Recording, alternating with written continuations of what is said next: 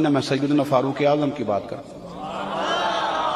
ایسا نہیں کہ بندہ کچا ہے، نہ حضور نے فرمایا عمر کی زبان پر تو رب نے حق جاری فرما دیا، فاروق جو کہہ دیں اللہ اس کے مطابق قرآن نازل کر دیتا ہے۔ امام سیوطی نے ان آیات کی تفصیل لکھی ہے جو حضرت عمر کی رضا کے مطابق نازل ہو گئی، لیکن حضرت عمر کے سامنے ایک بی بی لائی گئی، اس نے زنا کیا، سیاستہ میں روایت، حضرت فاروق اعظم نے حد جاری کر دی، فرمایا لے جاؤ اسے سنسار کرو یا کوڑے مارو۔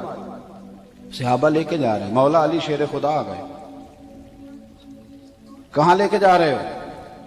حضور اس پر حضرت عمر نے حد لگائی ہے، فرمایا عمر کو تم نے بتایا تھا کہ یہ تو بیچاری دیوانی ہے، یہ تو ذہنی طور پر کمزور ہے، یہ تو مجذوب ہے، اسے تو پتہ ہی کو نہیں، یہ بتایا تھا؟ حضور نہیں، فرمایا عمر نے پوچھا تھا؟ حضور نہیں، فرمایا چلو واپس چلو، حق قبول کریں۔ حضرت مولا علی شیر خدا واپس لائے، فرمایا عمر فیصلہ کرتے ہو پوری بات کیوں نہیں پوچھتے؟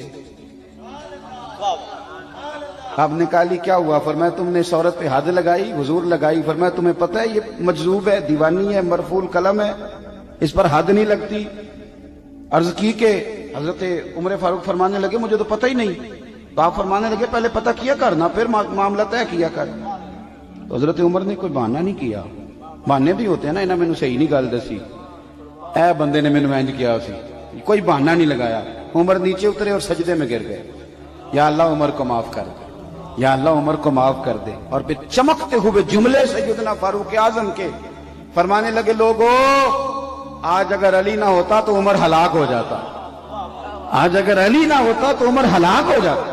بات کو سمجھیں، آپ قبول کریں، اگر آپ تک شکر کریں، حق اگر کسی تک آ گیا حق کو مانیں اور ڈٹنا سیکھیں اور حق بات کہنا سیکھیں۔ حضرت عمر فاروق رضی اللہ تعالیٰ عنہ کے زمانے میں بھی کچھ معاملات ایسے ہوئے۔ امام غزالی نے لکھا ہے کہ ایک نوجوان شراب چھپا کے نا اپنی چادر کی اوٹ میں تو حضرت عمر کے سامنے سے گزر رہا تھا، شراب چھپا کے۔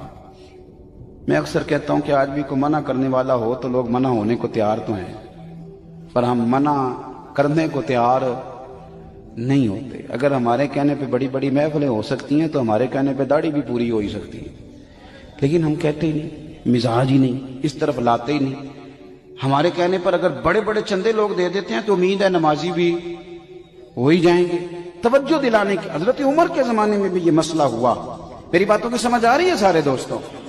ایک نوجوان جا رہا ہے، شراب چھپائے تو سیدنا فاروق اعظم نے تلوار نکالی ہوئی، یہ کیا ہے، کدھر جا رہے ہو؟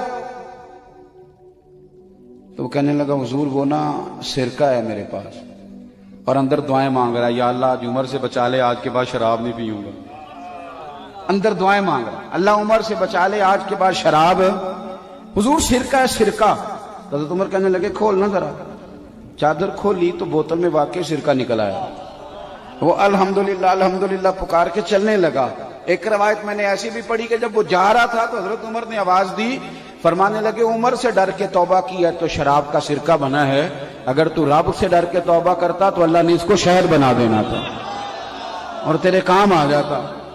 کوئی ہونا تو چاہیے نا منع کرنے والا۔ اور ایک بات اور آپ سے عرض کروں، جب آپ تک حق آ جائے تو اسے قبول بھی کریں، حق آ جائے تو اسے۔ حضرت عمر کا زمانہ تھا، مصر فتح ہو گیا، حضرت عمر بن عاص گورنر بنے۔ رواج یہ تھا مصر کے اندر کہ ایک دریا چلتا تھا، دریائے نیل، اور سارے مصر کا انحصار اسی دریا پہ تھا۔ فصلوں کو پانی بھی لگتا اسی سے، جانور بھی اسی سے پانی پیتے، کھیتیاں بھی اسی سے سیراب ہوتی۔ سال کے بعد وہ دریا خشک ہو جاتا، سال کے بعد وہ دریا خشک ہوتا، اور جب خشک ہوتا نا تو ایک کواری لڑکی قتل کر کے دریا میں ڈالتے، پھر وہ دریا چلتا۔ آج بھی بہت ساری جگہوں پہ اوہام پرستی ہے، کہتے ہمارے آستانے کا طریقہ ہے۔ میں نے کہا آستانے کا اس آستانے کا طریقہ ہوتا ہے جس آستانے کا تعلق در مصطفیٰ سے ہوتا ہے، باقی کسی آستانے کا اپنا کوئی ذاتی طریقہ، کوئی ذاتی طریقہ نہیں۔ طریقہ وہ جو میرے نبی پاک کا طریقہ ہے، اس سے ہٹ کر کون سا طریقہ ہے؟ ہمارے آستانے کا طریقہ ہے، ہماری یہ رسم ہے، ہمارا یہ رواج ہے۔ اٹھا کے بھاگ جاؤ رسم و رواج، ہمارے رسم و رواج رسول اللہ کی سنت کے پابند ہے۔ سارے بولیے صلی اللہ ہو، پھر ایک دفعہ پڑھیے درود شریف صلی اللہ ہو، 3 دفعہ کر لیں تاکہ طاقت آد ہو جائے۔ صلی اللہ ہو نبی پاک صلی اللہ علیہ وسلم کا طریقہ اصل طریقہ ہے۔ حضرت उमर फारूक को जनाब अमर बिन आस, और कहते हैं कि पक्का तरीका ये था कि जब तक लड़की कत्ल करके डालते नहीं थे दरिया चलता नहीं था। हजरत उमर को खत लिखा, कहा हुजूर ये मामला है, और लोग मुझे यही कहते हैं, मैंने लोगों को समझाया है कि इस्लाम जुल्म का हुक्म नहीं देता, जुल्म की इजाजत नहीं देता, कैसे लड़की कत्ल की जाए, अब आप बताएं क्या करना है। हजरत उमर ईमान, यकीन, इस्तिकामत, पहाड़ है ये लोग। हजरत उमर ने 2 खत लिखे, एक हजरत अमर बिन आस के नाम, दूसरा दरियाए नील के नाम। 2 खत लिखे, एक खत लिखा दरिया के नाम, एक खत लिखा अमर बिन आस गवर्नर के नाम। गवर्नर के नाम खत लिखा तो फरमाया जितने यहूदी हैं, ईसाई हैं, कमजोर ईमान वाले, सबको दरियाए नील पे ले जा, और मेरा ये दूसरा खत दरिया में डाल दे और सबके सामने डालना। कहते हैं ये खत तू पढ़ना चाहे तो तुझे इजाजत भी है, सुनिए और सर धुनिए और सोचिए कि असल कमजोरी कहां आई है।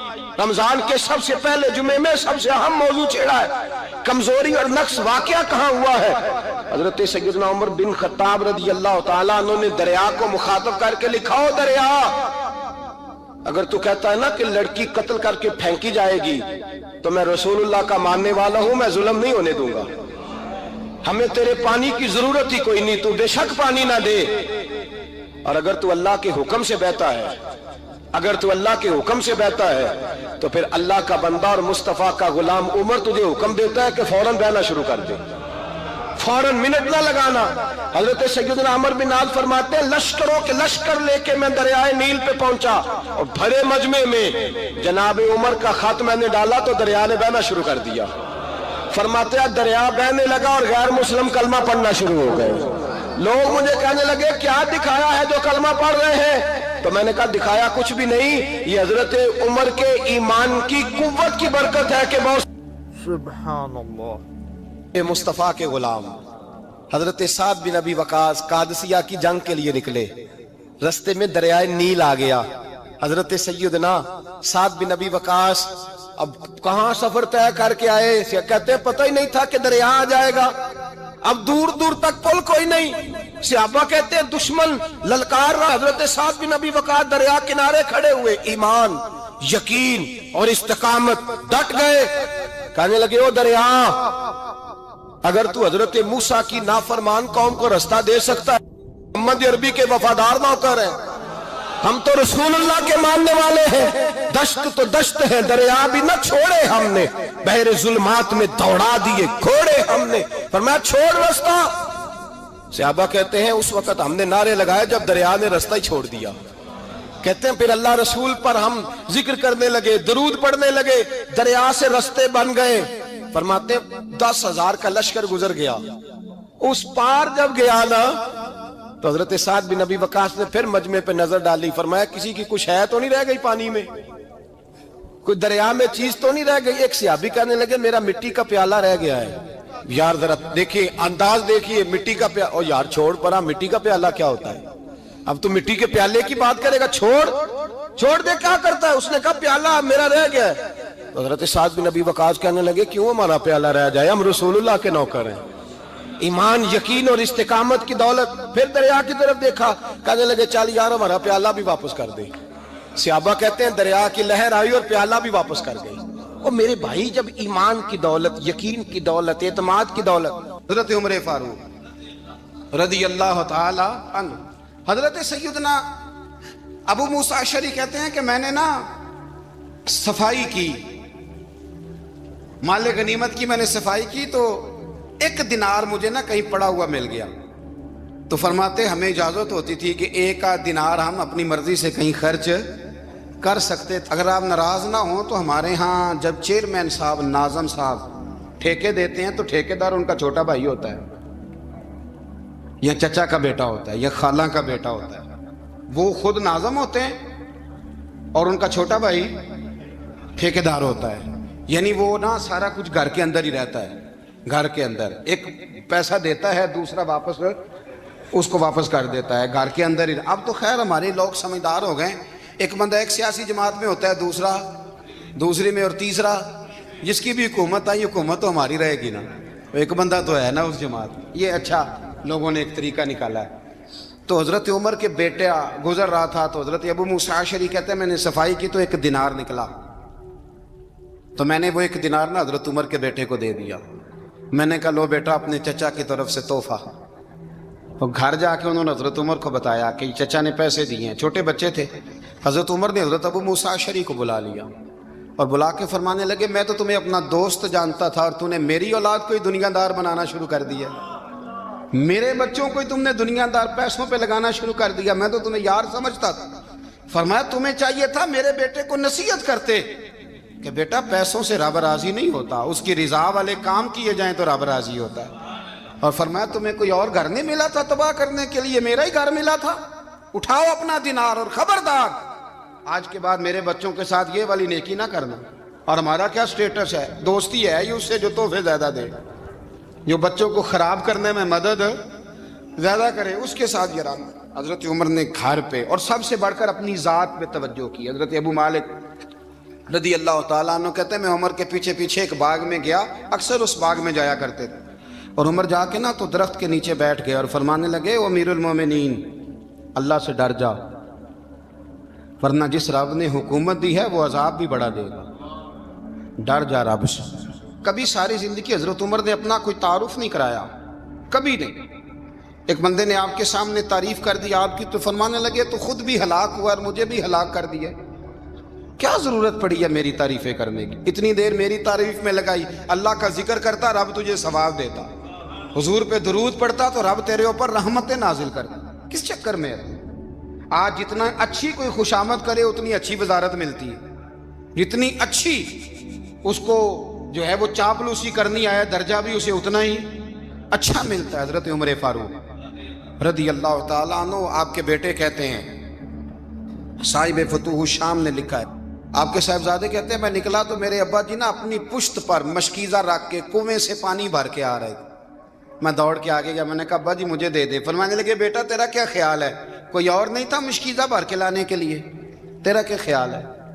کہا ابا جی بڑے لوگ تھے پر آپ کیوں اٹھا رہے ہیں؟ فرمانے لگے نفس نا ذرا میرا بڑا ہو گیا تھا، اسے ذرا ذلیل کر رہا ہوں، ذرا اپنا محاسبہ کر رہا ہوں. یہ مجھے کہہ رہا تھا تو بڑی چیز ہے تو میں نا ابھی مشکیزہ گھر رکھ کے آؤں گا، پھر تیری ماں نے مجھے کہا ہے کہ گھر میں لکڑیاں کوئی نہیں جلانے کے لیے، پھر میں جنگل سے لکڑیاں کاٹ کے لاؤں گا. اب میں امیر المومنین بن کے نا تو میرا نفس تھوڑا بڑا ہو گیا. اب یقین کریں ہمارا آزما خراب ہو جاتا ہے جب تک ہمارا تعارف صحیح نہ ہو، ہمارا تعارف ٹھیک نہ ہو. میں یہ ہوتا ہوں، میں وہ ہوتا ہوں. چھوڑ مٹی دیں تے مٹی رہنا ہی، مٹی دیں تے مٹی دیں تے مٹی رہنا ہی. ایویں کادی بلے بلے اج مٹی دے اتے بندیا تے کل مٹی دے تھلے. مٹی دیں تے مٹی رہنا ہی کادی بلے. مجھے پوچھ لو، مجھے جان لو، میرا نام لے لو، میں بھی آیا ہوں، میں بھی ہوتا ہوں، میرا بھی یہ تذکرہ ہے. میں بدکار پرانا خادم کسے در ملی نہ ٹوئی، اے تے واصف یار نے نظر جو کیتی تے واصف واصف ہی ہوئی. یہ تو بڑی بات کی بات ہے، تو بات کی بات ہے صاحب. ورنہ من نانم کے من نانم، جو ہم ہیں اس کا ہمیں پتا تو ہے نا بھائی. کبھی بھی یہ جو ذات کا چکر ہے نا میں بھی ہوں مجھے بھی، او بھائی یاد رکھو میں کون ہوں. یہ جو نام نمود اور یہ خواہشیں اور یہ جو وقار یہ تو کمزور لوگوں کا طریقہ ہے. جس کو اپنا تعارف کرانا پڑ گیا اس سے بھی زیادہ کمزور کوئی ہے. فوٹو میں دکھاتا پھرتا ہے فلانے کے ساتھ فوٹو فلانے، تو کمزور بندہ یہ کام کرتا. حضرت عمر فاروق اللہ اکبر، حضرت عمر جیسا بندہ 24 لاکھ مربع میل کا حکمران اور شاہ روم کو خط لکھ کے کہتا ہے میں منت نہیں کرتا میں حکم دیتا ہوں. اتنا تگڑا بندہ. جنگ قادسیہ کے لیے حضرت سعد بن ابی وقاص کو بھیجا، فتوح الشام پڑھ کے دیکھیں. حضرت عمر بڑے پریشان ہیں، اتنے دن ہو گئے کوئی رپورٹ ہی نہیں آئی. اب تو موبائل ہے نا تو ایک ایک منٹ کی رپورٹ لیں آپ، بلکہ آپ ایک ایک منٹ کی فوٹو لیں، آپ رپورٹ تو دور رہ گئی. حضرت عمر فاروق رضی اللہ تعالیٰ عنہ بڑے پریشان ہیں کہ قادسیہ میں حضرت سعد بن ابی وقاص کے ساتھ لوگ جہاد کرنے گئے، رپورٹ کوئی نہیں آ رہی. اتنے پریشان تھے کہ باہر نکل کے نا اس رستے پہ بیٹھ جاتے جو رستہ قادسیہ کی طرف سے آتا تھا. اس جو بھی آتا جاتا پوچھتے جنگ کے کیا حالات ہیں. ادھر جب اللہ نے فتح دے دی نا تو حضرت سعد بن ابی وقاص رضی اللہ تعالیٰ عنہ نے نا ایک قاصد کو خط دے کے بھیجا. کہنے لگے عمر کے پاس جاؤ، انہیں اطلاع دو کہ الحمدللہ اللہ نے اسلام کو فتح عطا کر دی. یہ حضرت عمر کو جا کے دینا وہ بڑے پریشان ہوں گے. وہ جو اس زمانے میں اس طرح ہوتا تھا کہ کئی دور دور سے صحابہ جو دوسرے شہروں کے ملکوں کے رہنے والے ہوتے تھے وہ بھی آ کے شامل ہو جاتے تھے جہاد میں.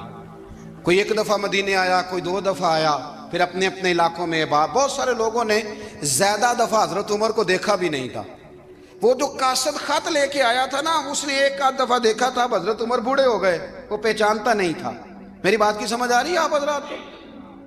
ادھر سے وہ خط لے کے آ گیا. حضرت عمر مدینے سے باہر نکل کے اس روڈ پہ بیٹھے تھے جو قادسیہ سے آتا تھا. جب وہ اس آدمی کو آتے دیکھا تو حضرت عمر اٹھ کے کھڑے ہو گئے, فرمانے لگے قادسیہ سے آ رہے ہو؟ وہ کیا کہتا ہے؟ پھٹے پرانے کپڑے, ٹوٹے ہوئے جوتے, سر پہ پرانی پگڑی. کہنے لگے غلام مدینے کے رہنے والے ہو؟ حضرت عمر کہنے لگے ہاں مدینے کا ہوں. کہا میں قادسیہ سے آیا ہوں, الحمدللہ اللہ نے اسلام کو فتح دے دی ہے, الحمدللہ کفر کی کمر ٹوٹ گئی ہے. اس نے یہ بات کر کے تو گھوڑے کو ایڑی لگائی, گھوڑا دوڑنے لگا مدینے کے. حضرت عمر بھی ساتھ ساتھ دوڑ رہے. فرمانے لگے اچھا بتاؤ خالد بن ولید کا کیا حال ہے؟ تھوڑا آگے جا کے فرمانے لگے اسامہ بن زید کیسے ہے؟ وہ کہتے ہیں ٹھیک ہے. پھر اس نے اور گھوڑا, عمر ساتھ ساتھ دوڑ رہے ہیں, ساتھ ساتھ. 24 لاکھ مربع میل کا حکمران, ایک جوتا پیر سے نکل گیا, عمر دوڑ رہے ہیں. آگے جا کے پوچھتے ہیں سعد بن ابی وقاص کا کیا حال ہے؟ کہ حضور وہ بھی ٹھیک ہے. کتنے لوگ میرے شہید ہو گئے مسلمانوں میں سے؟ کہنے لگا صحیح گنتی کا نہیں پتا, یہ لفظ ادا ہوتے ہوتے مدینے کی سرحد آ گئی. لوگوں نے عمر کو گھوڑے کے ساتھ دوڑتے دیکھا تو کہا امیر المومنین کیوں دوڑ رہے ہیں؟ وہ غلام چھلانگ لگا کے نیچے آیا, قدموں میں بیٹھ گیا. کہنے لگا حضور آپ نے بتایا ہی نہیں آپ امیر المومنین ہیں. آپ فرمانے لگے کیا بتاتا؟ میں تو اونٹ چرانے والے کا پتر ہوں, کیا بتاتا؟ وہ عمر ہوں جس نے اپنے گناہوں کا حساب دینا ہے. کیا بتاتا؟ جو سعد بن ابی وقاص کو جہاد پہ بھیج کے خود بزدلوں کی طرح گھر میں بیٹھا ہے. کیا بتاتا؟ کوئی حیثیت نہیں, کوئی تار. تو نے اچھا کیا, تو تو مجاہد تھا, مجھے ساتھ ساتھ دوڑایا, تو نے اچھا کیا. جتنے لوگ تھے چیخیں مار کے رونے لگے. حضرت فاروق اعظم سے کہنے لگے عمر جب تک تیرے جلوے رہیں گے اللہ کامیابیاں ہی عطا فرمائے گا, جب تک تیرا رنگ رہے گا اللہ تعالیٰ نوازتا ہی رہے گا. کچھ نہیں, کبھی اپنا آپ ظاہر ہی نہیں کیا. بہت بڑے تھے, بہت بڑے تھے حضرت عمر, بڑے تھے, لیکن ساری زندگی اپنے محاذ. حضرت ابو رافع غلام تھے, قرآن پاک بڑا سونا پڑھتے تھے. حضرت عمر جب بھی انہیں ملتے کہتے ابو رافع تو عمر سے اچھا ہے, قرآن بڑا شاندار پڑھتا ہے. تو وہ کہتے حضور اگر میں قرآن صحیح پڑھتا ہوں تو آپ کو قرآن کی تشریح زیادہ صحیح آتی, آپ بھی تو مجھ سے افضل ہیں. تو آپ فرماتے نہیں پھر بھی تو مجھ سے افضل ہے. کیوں؟ اس لیے کہ تو اپنے غلام اپنے آقا کی نوکری بھی ٹھیک کرتا ہے اور رب کی عبادت بھی ٹھیک کرتا ہے, اور مجھے خالص صرف عبادت کرنی ہوتی ہے وہ بھی ٹھیک نہیں کر پاتا. ساری زندگی اپنا محاسبہ, ساری زندگی اپنے گریبان میں دیکھا, ساری زندگی اپنے آپ کو پرکھا, اپنے آپ کو ٹٹولا. 62 سال عمر بیت گئی. حضرت حذیفہ بن یمان ایک صحابی تھے, میرے نبی کریم علیہ السلام نا ان سے راز کی باتیں کرتے تھے. ہر بندے کا ہاضمہ ٹھیک نہیں ہوتا, سب سے راز کی بات نہیں کرنی چاہیے. حضرت حذیفہ بن یمان کہتے ہیں حضور راز کی باتیں بتاتے. مدینہ منورہ میں جو منافقین تھے ان کی لسٹ بھی نبی پاک نے حضرت حذیفہ بن یمان کو دی تھی. جب کوئی مشکوک آدمی مر جاتا نا تو صحابہ کہتے ہیں ہم دیکھتے اگر حضرت حذیفہ نے جنازہ پڑھا ہے تو ہم بھی جنازہ پڑھ لیتے. نبی پاک نے بھی کچھ جنازے نہیں پڑھے. ترمذی میں ہے, فرمایا عثمان سے جو بغض رکھے اس کا جنازہ نہیں پڑھیں گے. حضرت حذیفہ بن یمان اگر جنازہ پڑھتے تو لوگ پڑھتے, وہ نہ پڑھتے تو لوگ جنازہ نہ پڑھتے. حضرت حذیفہ بن یمان کہتے ہیں جناب عمر فاروق کی خلافت کے آخری ایام تھے, کچھ دنوں کے بعد وہ شہید ہو گئے. فرماتے آدھی رات کا وقت تھا, میں گھر میں سویا تھا بڑا بے فکر, اچانک میرے دروازے پہ دستک ہوئی, میں گھبرا کے اٹھا. اتنی رات کو کون آیا؟ کہتے ہیں قربان جاؤں, دروازے پہ گیا تو امیر المومنین فاروق اعظم دروازے پہ. میں نے کہا عمر کوئی حکم تھا تو مجھے بلا لیتے. کہنے لگے میں نا امیر بن کے نہیں آیا, تیرا ویر بن کے آیا ہوں. امیر المومنین کی حیثیت سے سرکاری کام سے بلاتا تو وہاں بلاتا, مجھے ایک ذاتی کام پڑ گیا. کہتے میں نے عمر کو گھر کی اندر بلا کے چارپائی پہ بٹھایا. میں نے کہا حضور میں غریب آدمی ہوں, میں کیا آپ کے کام آ سکتا ہوں؟ تو کہتے ہیں انہوں نے نا مجھے ساتھ بٹھا لیا, پھر میرا ہاتھ پکڑ لیا. کہنے لگے تو عمر کو جانتا ہے, عمر جھوٹ نہیں بولتا. تو جانتا ہے عمر وعدوں کا پکا ہے؟ کہا حضور جانتا ہوں۔ کہا میں اس وقت آیا ہوں جب دیکھ بھی کوئی نہیں رہا۔ حضرت حذیفہ بن یمان کہتے ہیں پریشان ہو گیا، حضور پہلیاں نہ بجھوائے، مہربانی کریں بتائیں کدھر آئے ہیں؟ تو حضرت عمر فاروق فرمانے لگے 62 سال کا ہو گیا ہوں، 63 میں چل رہا ہے، داڑھی سفید ہو گئی ہے، ال پک گیا، اٹھ فریدہ ستیا، داڑھی آ گئی پور، اگا نیڑے آ گئی، پچھا رہ گئی دور، اپنا اب قبر اشر کا معاملہ صاف نظر آنے لگا ہے۔ کہا حضور مجھ سے کیا چاہتے ہیں؟ حضرت عمر رو پڑے، کہنے لگے آج میں عشاء کے بعد نکلا ہوں تو نبی پاک کے صحابہ مجھے نیک کہہ رہے تھے، پھر میں نے بچوں کی ماں سے اور بچوں سے بھی پوچھا ہے، وہ بھی مجھ سے راضی ہیں، پر حذیفہ تیرے ساتھ نبی پاک راز کی باتیں کرتے تھے، سچ بتا کہیں عمر کا نام منافقوں میں شامل تو نہیں؟ سچ بتا ان منافقین میں تو شامل نہیں، کہیں اوپر سے تو نہیں سارا کچھ؟ حضرت حذیفہ بن یمان کہتے ہیں میں باپ کے مرنے پہ اتنا نہیں رویا جتنا عمر کے سوال پہ رویا۔ میں قدموں میں بیٹھ گیا، میں نے کہا نہیں عمر یہ تو میں نے نہیں سنا، لیکن یہ میں نے نبی پاک سے ضرور سنا ہے کہ میرے بعد اگر کوئی نبی ہوتا تو عمر ابن خطاب ہوتا۔ یہ میں نے اپنے کانوں سے سنا ہے کہ عمر جس گلی سے گزرے شیطان رستہ بدل جاتا ہے۔ یہ میں نے اپنے کانوں سے سنا ہے کہ 950 سال حضرت جبریل جناب عمر کی شان بیان کریں تو پھر بھی بیان نہیں ہو سکتا، یہ میں نے ضرور سنا۔ دوستو ساری زندگی حضرت عمر نے اگر دوسروں کا محاسبہ کیا تو اپنا اور اپنے بچوں کا بھی کڑا خیال رکھا، اپنی ذات پر بڑی توجہ دی۔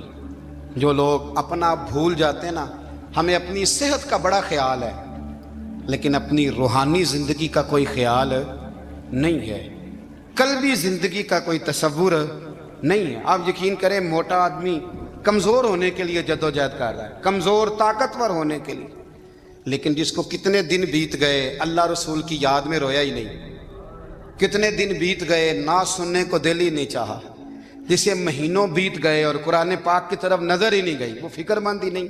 زندگی زندہ دلی کا نام ہے، مردہ دل کیا خاک جیا کرتے ہیں؟ بھائی حضرت عمر کی زندگی دور حاضر میں ہمیں یہ سبق دیتی ہے کہ کڑی نگرانی رکھو اپنے پودوں کی، کڑا خیال رکھو اپنے ذاتی باغ کا، اور یہ جو تمہارے دل کی دنیا ہے یہ تمہاری روح کی زندگی ہے، اس کا محاسبہ کرتے رہو۔ نبی کریم علیہ السلام نے فرمایا اپنا حساب خود کر لو قبل اس کے کہ تمہارا حساب کیا جائے۔ اپنا حساب بولیے، اپنا حساب۔ ہم ساری دنیا کا حساب کرتے پھرتے ہیں، کوئی کہاں سے کماتا ہے کہاں کھاتا ہے، پر اپنا حساب حضور نے فرمایا حساب کر لو قبل اس سے کہ تمہارا حساب۔ مولا علی فرماتے ہیں نماز پڑھ لو قبل اس کے کہ تمہاری نماز پڑھی جائے۔ یہ بڑا عجیب معاملہ ہے کہ ہم جتنے لوگ ہیں ہمارا معیار یہ ہے کہ سامنے والا غلط ہے اور میں ٹھیک، یعنی دوسرے کا بچہ گلی میں نظر آ جائے تو اس کی غلطیاں نکلنی شروع ہو جائیں گی، اور میرا بچہ سارا شہر گھوم آئے ایک ٹائر پہ موٹر سائیکل پہ تو ہم کہتے ہیں کہ ابھی بچہ ہے، انشاءاللہ سیانا ہو جائے گا۔ اگر ابا جی آج تک سیانے نہیں ہوئے کہ اس کو سمجھا لیں تو پھر بیٹے کا سیانا ہونا تو ہو سکتا ہے کہ وہ 60-70 سال لگ ہی جائیں۔ گھر کے اندر جب تک توجہ نہیں ہوتی اور سب سے پہلے جب تک اپنی ذات پر توجہ نہیں ہوتی، تو والد کا جب تک کردار بچے نہیں دیکھتے جب تک اتنی دیر تک ان کا تبدیل ہونا ممکن نہیں ہوتا۔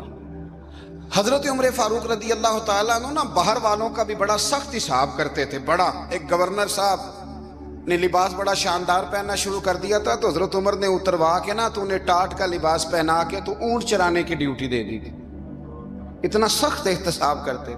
کسائی کی دکان پر بھی 1-2 گھنٹے کھڑے ہوتے تھے، جو آدمی مسلسل 2 دن گوشت خریدتا تھا نا فرماتے تھے اس کا ٹیکس بڑھا دو، لوگوں کو دال نہیں مل رہی اور یہ روز گوشت کھاتا ہے۔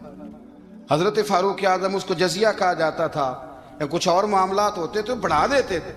مسلسل جو 2 دن آدمی گوشت کھاتا تھا فرماتے تھے مدینے میں غربت ہے، اگر یہ والا نظام تم کرو گے تو غریب لوگ کس کی طرف دیکھیں گے۔ لیکن اس سے زیادہ بڑھ کر جو ان کی زندگی کا معیار اور سٹیٹس تھا وہ یہ تھا کہ اپنے گھر کا خاص خیال رکھتے، خاص توجہ کرتے۔ ملک شام سے اور ایران سے کچھ لوگ آپ کی خدمت میں آئے تو وہاں سے کچھ کنیزیں بھی آئیں، ان کے بادشاہ پیغام لے کے شاہ ایران کی کنیز کو ملکہ نے کہا کہ نا حضرت عمر کی زوجہ کو دیکھ کے آنا ذرا کس طرح کی ہے۔ ہمارے ملک میں کیا کہتے ہیں؟ خاتون اول، جی خاتون، باقی سارے دووں میں خاتون اول، ذرا خاتون اول کو دیکھ کے آنا۔ تو وہ جب آئی نا گھر میں ملنے تو کہا کہ مجھے میری ملکہ نے کہا تھا کہ عمر کی زوجہ سے اہلیہ سے ملاقات کر کے آنا، تو حضرت عمر کی اہلیہ نے نا ایک جوڑا کپڑوں کا دے دیا ملکہ کے لیے اور ایک خوشبو کی شیشی دے دی۔ اب جب وہ تحفے وہاں گئے تو اس ملکہ نے نا کچھ سونے کا سامان بھیجا، کچھ زیورات بھیجے، کچھ تحائف بھیجے۔ جب حضرت عمر کے گھر آئے نا وہ خادم لے کے آیا، اس نے کہا جی آپ کی اہلیہ نے تحفے بھیجے تھے، تو جواب میں شاہ ایران کی بیوی نے یہاں جس ملک کا وہ سفیر تھا انہوں نے بھی یہ بھیجے۔ تو حضرت عمر فاروق نا وہ تحفے لے کے گھر گئے تو جا کے کہنے لگے اپنی اہلیہ سے، یہ تو کب سے تحفے تحائف بھیجنے لگ گئی ہے، یہ کب سے نظام شروع ہو گیا؟ تو کہ حضور تحفہ دینا لینا تو ٹھیک ہے، سنت ہے، محبت بڑھتی ہے، تو یہ کوئی قباحت نہیں، اور میں نے اپنی ذاتی استعمال کے لیے جو چیزیں رکھی تھی وہ میں نے دی ہیں۔ تو حضرت عمر فاروق رضی اللہ تعالیٰ عنہ فرمانے لگے ہم نے کسی ملک کے ساتھ اور اس کے بادشاہ کے ساتھ ذاتی تعلق نہیں بنانا، تعلق جو بھی بنے گا رسول اللہ کے دین کی برکت سے بنے گا، ذاتی رشتے نہیں ہم نے قائم کرنے۔ ذاتی آپ کے ملک کی جو ایئر لائن جس کا ہر سال خسارے کا ڈنڈورا پیٹا جاتا ہے نا، وہ ہمارے بادشاہ صاحب اور صدر صاحب اگر غیر ملکیوں کو گھوڑا کبھی بھیجنا ہو نا، گھوڑا، تو پورا ایک جہاز گھوڑا لے کے تحفے میں جاتا ہے، پورا جہاز غریب قوم کا یہ سرمایہ، اور قوم بڑی بادشاہ ہے، لائنوں میں لگ کے ووٹ دیتی ہے۔ دو کام ہمیشہ لائن میں لگ کے کرنے، ایک بل لائن میں لگ کے جمع کرانا ہے اور ایک ووٹ لائن میں لگ کے، تاکہ پھر پورے 5 سال لائن میں ہی لگے رہیں۔ مرضی سے آپ ووٹ دینا، پر جو بات درست ہے اس کو سنو۔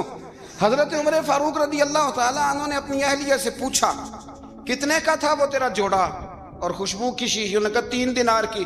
فرمایا یہ 3 دینار تیرے اور باقی جو تحفے آئے ہیں وہ تو خود کہہ، چونکہ اس نے تیرے نام بھیجے ہیں، تو کہہ کہ میں مال غنیمت میں دیتی ہوں، تو کہہ میں مسلمانوں کو کہہ۔ تو زوجہ ہنس پڑی، کہنے لگی میں نہ بھی کہوں تو مجھے کہنا تو پڑے گا ہی، کہنا تو میں نے ہے ہی، جو کہ سامنے عمر فاروق ہیں، لہذا فرمایا کہہ دیتی ہوں میں نے دیا خزانے کو۔ حضرت عمر نے جمع کرا لیا۔ میں یہ کیا بات ہوئی؟ میرے گھر والے جو مرضی کریں، ان کا معیار زندگی جس طرح کا مرضی ہو۔ اور حضرت عمر ایک جملہ کہا کرتے تھے، اللہ کرے کہ یہ باتیں اس دور حاضر میں ہماری سمجھ میں آئیں۔ حضرت عمر فاروق رضی اللہ تعالیٰ عنہ اپنے بچوں کو فرمایا کرتے تھے کہ بہت آدمی کو بھوک لگی ہو نا، اور پھر اس کی پسند کا کھانا پکا ہو، تو اتنے شوق سے وہ اس کھانے کو دیکھتا ہے نا، فرمایا اس طرح پوری قوم اپنے بادشاہوں کے خاندان کو دیکھتی ہے، اس تیزی کے ساتھ دیکھتے ہیں کہ ان کے گھر میں کیا ہو رہا ہے، ان کا معیار زندگی کیا ہے، ان کا سٹیٹس کیا ہے۔ سیدنا فاروق اعظم رضی اللہ تعالیٰ عنہ نے اپنے گھر کے اندر اپنے بچوں، آپ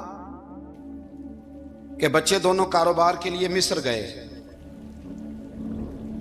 تو وہاں کے گورنر صاحب نے لوگوں سے، ایک بہت بڑا قافلہ گیا مدینے سے مصر تجارت کے لیے، جاتے ہیں نا آج بھی قافلے کئی ملکوں میں، تو یہ گئے تجارت کے لیے۔ تو حضرت عبداللہ ابن عمر، حضرت عبید اللہ ابن عمر، حضرت عمر کے دونوں بیٹے گئے۔ جناب عمر فاروق کے بچے جب وہاں پہنچے تو مصر کے گورنر نے نا لوگوں کو تعارف کرایا کہ یہ عمر فاروق کے بیٹے ہیں، یہ حضرت یہ چودھری کے بیٹے کو کون بتاتا ہے کہ تو چودھری کا بیٹا ہے؟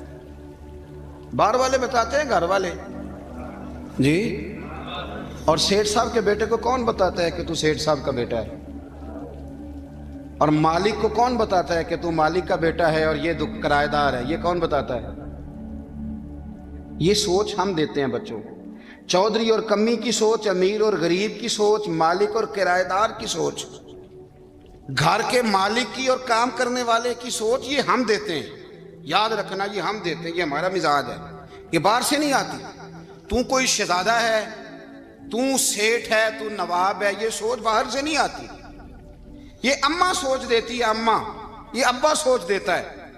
اور پھر جب تباہی اترتی ہے تو اس کے ذمہ دار بھی باہر والے نہیں ہوتے، گھر والے ہوتے ہیں، گھر والے۔ ہمارے بچوں کی طبیعتوں پر زیادہ نقش باہر والوں کا نہیں ہوتا، گھر والوں کا ہوتا ہے، یاد رکھیے گا۔ حضرت عمر فاروق رضی اللہ، بچے ہیں، شہزادے ہیں، وہ کاروبار کرنے گئے اور وہاں لوگوں نے بتایا گورنر صاحب نے کہ یہ فاروق اعظم کے بچے امیر المومنین کے۔ لوگوں نے ان سے زیادہ مال خریدا، تجارت میں زیادہ نفع ہوا، ظاہر ہے کہ وہ آپ کے جو اللہ خیر کرے حکمران ہیں، ان کے کاروبار کتنے ملکوں میں ہیں، کس بنیاد پر ہیں؟ وہ صرف اس بنیاد پر کہ وہ حکمران رہے، ان کے لیے آسان تھا بڑے لوگوں سے تعلقات بنانا۔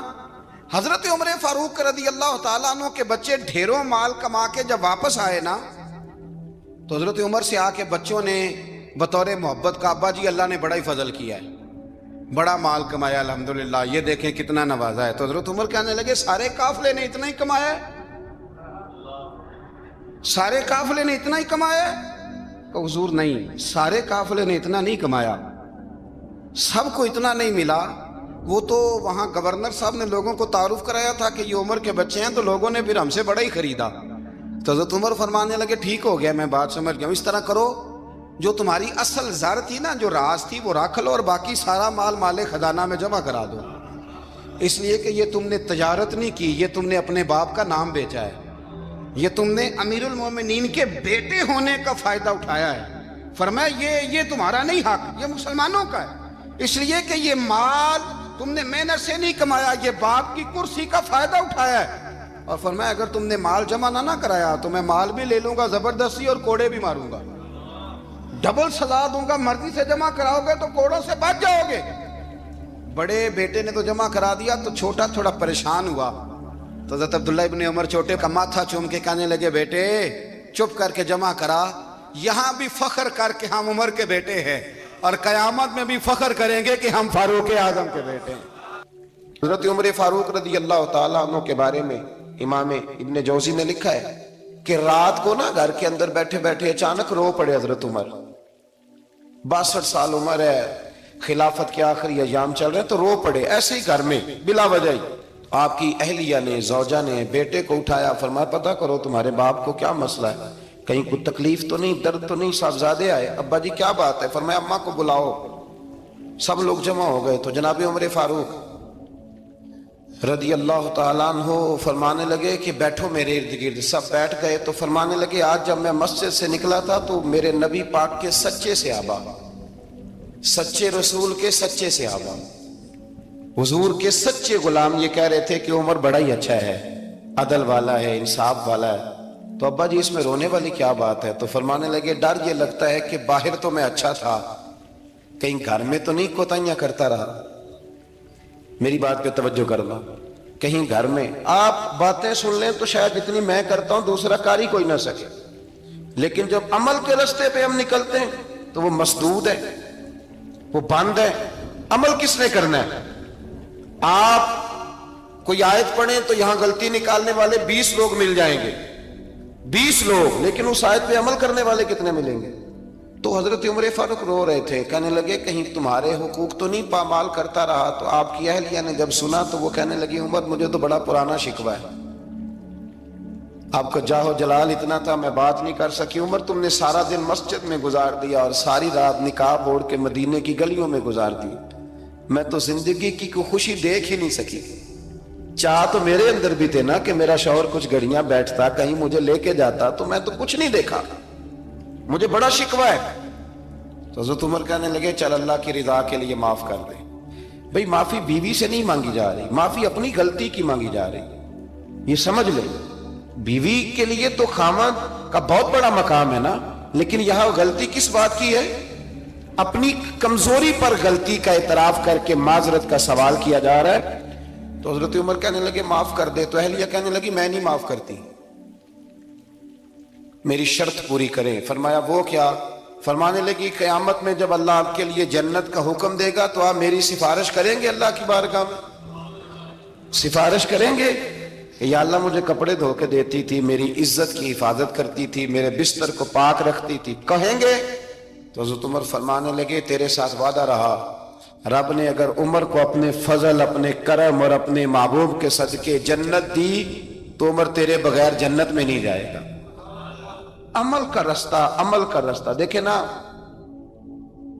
دو دفعہ استاد بات کرتا ہے، 2 دفعہ، اور کوئی زیادہ، ایک تو ہے نا کہ ایم اے اور جناب ایم ایڈ اور ایم فل اور پھر پی ایچ ڈی قسم کا استاد، ایک وہ جو matric P T C teacher ہے نا، وہ 2 دفعہ اسٹوڈنٹ کو کام کہے تو تیسری دفعہ وہ ناراض ہو جاتا ہے، کہتا ہے میں 2 دفعہ کہا ہے۔ بچے کو آپ 2 دفعہ کہتے ہیں اور اگر تیسری دفعہ کہنا پڑے تو غصہ آتا ہے نہیں آتا؟ بھئی تو نے اتنی دفعہ کہا ہے، تو سمجھ نہیں رہا بات کو۔ اور اگر اللہ کریم قرآن مجید میں سینکڑوں دفعہ کہے نماز پڑھو، سینکڑوں دفعہ، اور یہ بہانے کر رہا ہے، یہ بھی پروگرام بنا رہا ہے، پھر کہتا ہے میں بے چین رہتا ہوں، میں بے قرار رہتا ہوں۔ عمل کا رستہ اس کو اختیار کریں، آپ سکون میں رہیں گے۔ بد عمل آدمی اور بے عمل آدمی یہ ہمیشہ پریشان رہتے ہیں، ہمیشہ۔ عمل کریں، توبہ کریں تو پھر بدل جائیں، پھر تبدیلی آئے، اور یہ کوئی مشکل کام نہیں، جو بدلنے والے تھے وہ بدل گئے، بڑا کچھ کرتے تھے پر پھر وہ لوگ بدل گئے۔ حضرت فضالہ رضی اللہ تعالیٰ عنہ کہتے ہیں کہ میں بڑا دلدادہ تھا عورتوں کا، اور میرا ماحول یہ تھا کہ میں قتل بھی کر لیتا تھا، معاذ اللہ چوری بھی کر لیتا تھا، اور رات میری طبیعت تھی معاذ اللہ نئی سے نئی عورت کے پاس جانا۔ کہتے ہیں ابو جہل نے اعلان کیا کہ جو نبی پاک علیہ السلام کا سر اقدس معاذ اللہ کاٹ کے لائے گا، نقل کفر کفر نہ باشد، 100 سرخ اونٹ انعام ملے گا۔ تو میں نے ارادہ کر لیا کہ میں بہت سارا انعام حاصل کروں گا۔ قرآن مجید میں نا اللہ فرماتا ہے کہ بہت سارے لوگ ایسے ہیں جنہیں اگر میں رزق میں کشادگی دے دوں، زیادہ پیسے دے دوں، فرمایا باغی ہو جائیں، وہ سرکش ہو جائیں۔ یہ بہت سارے لوگوں کو جو اللہ تبارک و تعالیٰ اعتدال میں رکھتا ہے تو یہ ان کے لیے بہتر ہے۔ ہر بندہ دولت کے ہوتے ہوئے نیک ہو سکتا، تو یہ اللہ اگر رکھتا ہے نا اعتدال میں تو شکر کرے اللہ کا، ورنہ تو لوگ عیاشیاں کریں، پتہ نہیں کیا کچھ کر گزرے۔ تو حضرت فضالہ کہتے ہیں کہ میں نے خنجر تیار کیا اور میں نے بغل میں اس کو چھپایا، اوپر میں نے چادر اوڑھ لی۔ اب مجھے پتا تھا ظہر کی نماز کے بعد نبی پاک صلی اللہ علیہ وسلم طواف کعبہ کے لیے، بیت اللہ شریف کے طواف کے لیے جاتے ہیں۔ کہتے میں بھی اس طرف بڑھا، رستے میں نا وہ خاتون جس کے گھر میں نے رات آنا تھا، میں نے دروازے پہ دستک دی، میں نے کہا کہ تیار رہنا، تیار رہنا، آج میں بڑے پیسے لے کے آؤں گا۔ اسے میں نے یہ کہا اور پھر میں چلا گیا بیت اللہ شریف کا طواف کرنے۔ کہتے ہیں اللہ کے محبوب بھی طواف کر رہے تھے تو میں نے بھی طواف شروع کر دیا۔ ارادہ یہ تھا کہ جہاں نبی پاک علیہ السلام میرے قریب سے گزریں گے تو موقع پا کر میں حضور کے جسم اقدس پر خنجر کھونپ دوں گا اور معاذ اللہ شہید کر دوں گا۔ کہتے ہیں حضور ایک دفعہ بھی میرے پاس سے گزرے تو میں ہمت نہ کر سکا، دوسری دفعہ بھی پاس سے گزرے تو میں ہمت نہ کر سکا، تیسری دفعہ بھی گزرے تو میں ہمت، نبی کریم صلی اللہ علیہ وسلم 2-3 دفعہ گزرے تو فرماتے ہیں کہ مجھے موقع نہ ملا، اس لیے کہ حضور فرماتے ہیں اللہ نے روب کے ساتھ میری مدد فرمائی، دشمن پر میرا روب طاری ہو جاتا۔ فرماتے ہیں جب چکر پورے ہو گئے تو محبوب کریم نہ چھٹے چکر پہ فرمانے لگے فضالہ چکر ایک رہ گیا ہے، بے خبر ہو جو غلاموں سے وہ آقا کیا ہے، ایک پھیرا رہ گیا ہے۔ کہتے طواف مکمل ہو گیا تو محبوب میرے قریب آئے، فرمایا وہ کام کرتے کیوں نہیں جس کے لیے آئے تھے؟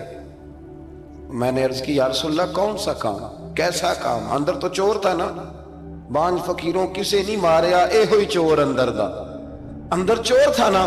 کہتے ہیں حضور نے مجھے کندھے سے پکڑ کے ہلایا، فرمایا کرتے کیوں نہیں؟ جب حضور نے ہلایا تو وہ خنجر بھی پیروں میں گرا اور میں بھی رسول اللہ کے پیروں میں گر گیا۔ میں نے کہا حضور مجھے کلمہ پڑھا دیں۔ کہتے ہیں حضور نے پہلے میرے دل پہ دست مبارک پھیرا، پھر میرے نبی نے مجھے کلمہ پڑھا دیا۔ اب نا مرید ہونے والا کہتا ہے کہ جی آہستہ آہستہ میں ٹھیک ہو جاؤں گا۔ اب وہ آہستہ آہستہ کا کیا ترجمہ ہے یہ بالکل سمجھ نہیں آتی۔ بھئی کسی بندے سے 5 لاکھ روپیہ لینا ہے تو اس سے وہ کہتا ہے جی میں آہستہ آہستہ دوں گا، 500 روپیہ دے دیا کروں گا روز کا، تو کہتے ہیں میری رقم خراب ہوتی ہے، پورے دو۔ اور نیکی کی بات جب آتی ہے تو کہتے ہیں حضرت صاحب دین اتنا سخت نہیں ہے، میں آہستہ آہستہ ٹھیک ہو جاؤں گا۔ اب میں مغرب عشاء پڑھنی شروع کر دیا میں نے، اب میں تسبیح لے لی ہے، کل میں نے بھی آہستہ آہستہ میں ٹھیک ہو جاؤں۔ یعنی رقم لینی ہو تو وہ آہستہ آہستہ قبول نہیں ہے، لیکن اور مکان کی رجسٹری اگر کرانی ہو تو مالک مکان کہے گے آہستہ آہستہ کرا لو، کہتے ہیں پیسے پورے دیے، سویرے چل اور بیان دے. یہ کیا بات ہے؟ یہاں یہ جو ہمارا ماحول تھا نا، کر لیں گے، ہو جائے گا. یقین کریں لوگ قبروں میں چلے گئے ہیں پر مسجدوں میں نہیں آئے. ہر کام سے لوگ ریٹائر ہوئے پر گناہوں سے ریٹائر نہیں ہوئے. آخر تک تباہی اتر گئی لیکن لوگ بدلنے کو تیار نہ ہوئے. حضرت فضالہ کہتے ہیں ابھی میں نے کلمہ پڑھا، ابھی میں واپس آیا، رستے میں وہ بی بی کھڑی تھی. کہتے ہیں میں وہ شخص تھا کہ عورتیں مرتی تھی میرے اوپر اور کسی کی جرت تھی کہ وہ آئیں بائیں شائیں کرے، لیکن فرماتے ہیں میں بی بی کے پاس سے گزر گیا. پہلے تو اس کا خیال تھا رکے گا، لیکن جب میں رکا نہ تو دروازے پہ آئی، اور جب میں گزر گیا تو اس نے آواز دی، لیکن میں نے سنی انسنی کر دی. جب آگے بڑھا تو میرے پیچھے دوڑی. فرماتے ہیں مجھے پکڑ کے کہنے لگی فضالہ تجھے کیا ہوا؟ تو وہی نہیں جو یہاں سے گیا تھا؟ آپ فرماتے ہیں میں کبھی نہیں رویا تھا، میں کبھی نہیں رویا تھا. اور جب کہا نا تو وہی نہیں، کہتے میں نے سر اٹھایا تو میری آنکھوں میں آنسو تھے. میں نے کہا میں جو گیا تھا وہ نہیں ہوں، اب تو میں محمد عربی کا غلام بن گیا. اب میں وہ نہیں ہوں، اب نہیں ہو سکتا کہ کوئی میری نظر میلی ہو جائے. یہ کیسے ممکن؟ اب نا اسلام کی تعریف ہم نے یہ کی ہے کہ خبردار کوئی ہمارے قریب نہ آئے. ہم کسی کو بات نہیں کرنے دیتے کہ ہم مسلمان ہیں، ہم بات نہیں کرنے دیتے. پتہ کیا بات ہے؟ ایک میری یہ تقریر ہوتی ہے ممبر پہ، اور ایک میرا عمل ہوتا ہے جب میں سفر کرتا ہوں، جب میں گاڑی میں بیٹھتا ہوں، جب میں دوستوں سے ملتا ہوں. جب ان دونوں باتوں میں تضاد آتا ہے نا، تضاد، تو لوگ تقریر کو جذبات نہیں کہتے، ایک فن بن جاتی ہے تقریر. آپ کو پتہ ہے نا وائزین نعت خواں کہتے ہیں میں نے محفل لوٹ لی. پھر لوگ شمار کرتے ہیں کتنے لوگوں نے سبحان اللہ کہی. پھر لوگ شمار کرتے ہیں کہ آج 5 بندے روئے بھی تھے جب میں تقریر کر رہا تھا. تو پھر یہ فن ہے، یہ جذبات کا اظہار. سمجھ لیں بات کو کہ عمل جب آپ نہیں نہ کرتے عمل، تو آپ خود بڑے بے چین رہتے ہیں کہ یار یہ میں کیا کر رہا ہوں، یہ کون سا گورکھ دھندا ہے کہ میرا عمل صفر ہوتا جا رہا ہے. ہمارے ایک استاد تھے تو وہ فرمایا کرتے تھے کہ اگر پڑھے لکھے آدمی کو تم بے عمل دیکھو تو اس سے دور ہٹ جایا کرو ورنہ تمہیں بھی بے عمل کر دے گا. میں نے ان سے عرض کی، میں نے کہا حضور یہ کیا ہے؟ تو فرمانے لگے اپنے حضرت صاحب سے پوچھنا، وضاحت کریں گے. میں نے حضرت صاحب سے کہا جی عجیب بات کر دی ہے، علم والے بندے کے پاس بیٹھ کے تو علم آتا ہے. تو وہ فرما رہے تھے کہ علم والے بندے کے پاس اگر وہ بے عمل ہو تو بالکل نہ بیٹھنا. تو حضرت صاحب فرمانے لگے انہوں نے صحیح کہا ہے. اب بات بہت بڑی ہے، پتہ نہیں آپ کے سمجھ میں آتی ہے نہیں آتی، بہرحال کر دیتا ہوں. پڑھا لکھا بندہ اگر بے عمل ہو تو اس کے پاس، تو میں نے کہا حضور کیوں؟ فرمانے لگے اس لیے کہ وہ اپنی بے عملی پر بھی دلائل دے گا.